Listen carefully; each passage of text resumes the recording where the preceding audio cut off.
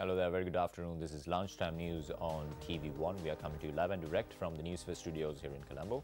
Bringing you the news, I'm Tharusha Kumar Singha. Just before we start off, let's take a look at your headlines this afternoon.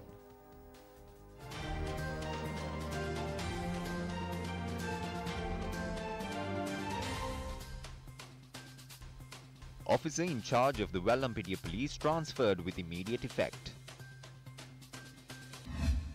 32 suspects arrested in connection to the unrest in Minuwangoda granted bail. Kalani University, which was closed for security purposes, reopens on the 28th. Patients of Kurunegala teaching hospitals further inconvenienced due to the unresolved garbage issue. Leading global conglomerates urges the US to put an end to the trade war against China.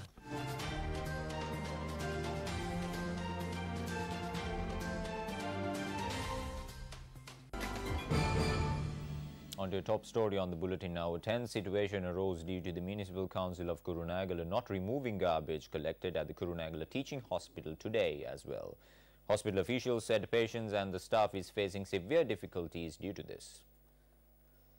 Hospital officials said the Municipal Council has stopped the collection of garbage due to a personal dispute.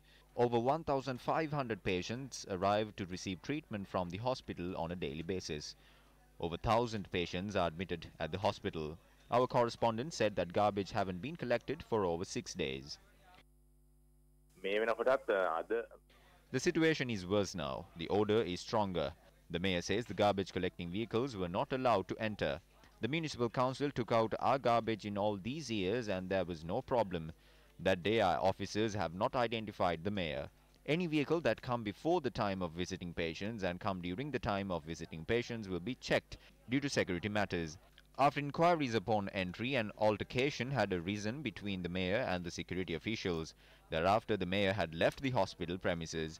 If he had requested the control authority to grant approval to enter, we would not hesitate to let him in. But subsequently, a group of thugs had come and threatened. This series of events started with that. Then they did not take out the garbage on the next 5 days. We have reported this to the medical officer there and requested for the passes for them to enter the hospital. I have a strong feeling that this issue will come to an end after they are given these passes. Try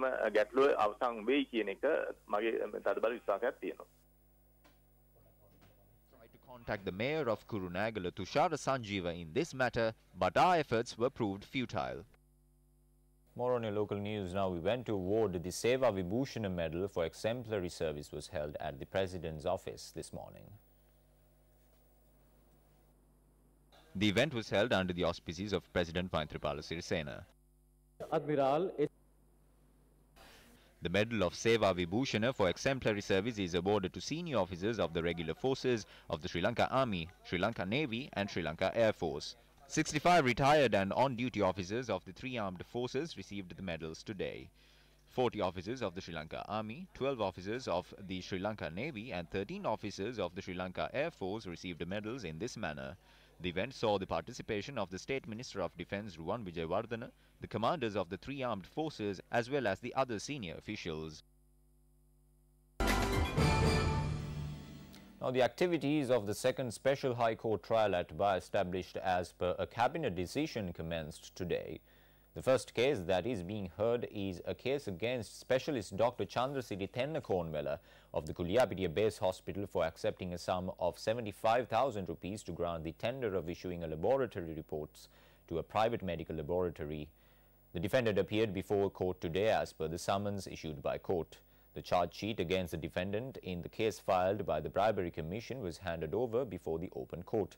Thereafter, the three-judge bench comprising Justices R. Guru Singha, Sashi Mahendran and Amal Rana Raja ordered that the suspect to be released on two sureties of 500,000 rupees each. The suspect was barred from foreign travel and the court ordered the case to be taken up again on the 11th of next month. On your headline making news now, the OIC of the Vallampitiya police station has been transferred with immediate effect. The police media spokesperson SP Ruwan Gunasekara stated that the transfer took place under the approval of the police commission. He added that the OIC has been transferred to the Gaul division. Accusations were levelled at the Vallampitiya police after the release of 9 employees of the Vallampitiya copper factory connected to the April 21st attacks.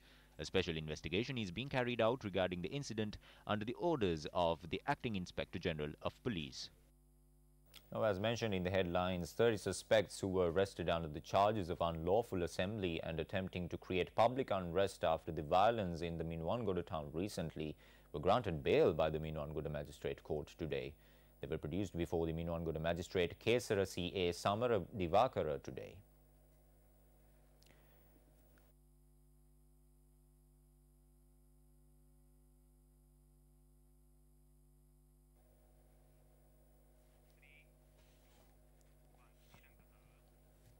In more local news, a search operation was held in a plot of land in Inginimitia, Nikavaratia, based on a tip-off received by the Sri Lanka Army. A plot of land which extends up to 10 acres near the Inginimitia reservoir was searched in this manner. Police said the plot of land belongs to Rizwan Muhammad, who is alleged to have maintained close ties with suicide bomber Saharan. A house and a poultry farm was built on the land. Army inspected the manner in which CCTV cameras was fixed in the house. Our correspondent said no residents were present during the search operation, and residents from neighbouring houses said the employees of the farm had left the job recently. Nothing suspicious were found during the search operation. Meanwhile, based on a tip-off received by the Hambantota Police, Sri Lanka Army and the Police STF conducted a search operation in a vocational training centre in Siribopura. Our correspondent said the search operation was conducted for about 5 hours this morning. Our correspondent further stated that a sharp weapon and utensils used to manufacture sharp weapons were found during the search operation. Police had received information of 2 students who were following an industrial training course in this centre and had left the centre.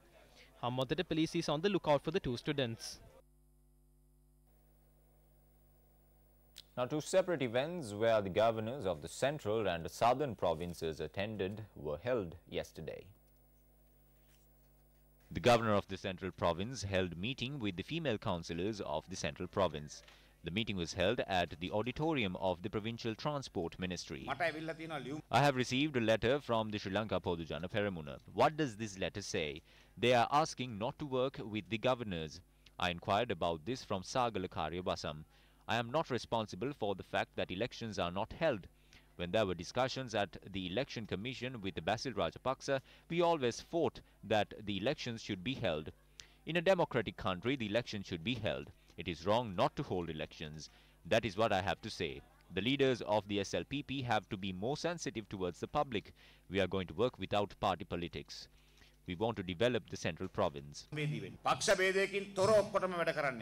An event to present letters of appointment to 35 audit officers in the Southern Province was held under the auspices of the Governor of the Southern Province, Kirti Tennakoon. The event was held at the Governor's office. We must recognize the efforts of the Auditor General's Department when investigating the bond scam at the Coop. The documents were not provided. The officials did not cooperate. The state did not provide its support. The politicians who spoke about good governance reprimanded the Auditor General's Department in Parliament. But the Auditor General and his staff worked towards establishing that the people who were behind this should be condemned. Now on to a more positive note this afternoon. According to our correspondent, there is a gradual increase of tourists arriving at Sigiriya. Following the April 21st terror attacks, there was a rapid drop of tourists arriving into the country, impacting the hotel and tourism industry in the country. This impacted those who are engaged in minor jobs as well. Sigiriya, which is usually a tourist attraction, also faced the same issue. However, now, there seems to be a gradual increase in the number of tourists arriving there. Yes, at this crucial moment. What happened, the unfortunate event which happened in Sri Lanka, didn't turn us off our trip to Sri Lanka. We've been planning it for years, and what do you say about beautiful Sigiriya? So far it's amazing. We haven't seen anything like this anywhere. Gonna try and enjoy it for now. Meanwhile, 74 Thai nationals arrived at the BIA yesterday, and their stay will extend till the 6th of June. According to an official at the tourist board, these foreigners are to visit many locations across the country. The public awareness program carried out by Gammadda on saving lives and property from floods which may arise in the future took place today. The program focused on the Galle district today. The main objective of this program is to educate and inform the general public through practical exercises on protecting life and property during the time of a flood. Today's program focused on the Baddegama, Nagoda and Velivitiya Divitur areas in the Galle district. The program is jointly organized by Gammadda and the Asia Pacific Alliance for Disaster Management and was assisted by the Disaster Management Centre, Sri Lanka Police, Sri Lanka Army and several other state institutions. On more of your headline-making news now, all faculties at the University of Kelaniya which were closed down for security concerns will be reopened on the 28th of May.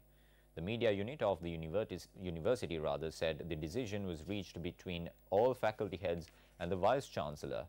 The university announced the weekend programs will commence according to the respective timetables from the 25th and the 26th. And with that note, it's a wrap of lunchtime news for today. And remember to stay ahead. You need to stay close to News First. For that, just simply log on to our website. That is www.newsfirst.lk. Bringing you the news, I'm Tharushi Kumar Singha. Your latest news update will come your way at 1:55. Until then, take care.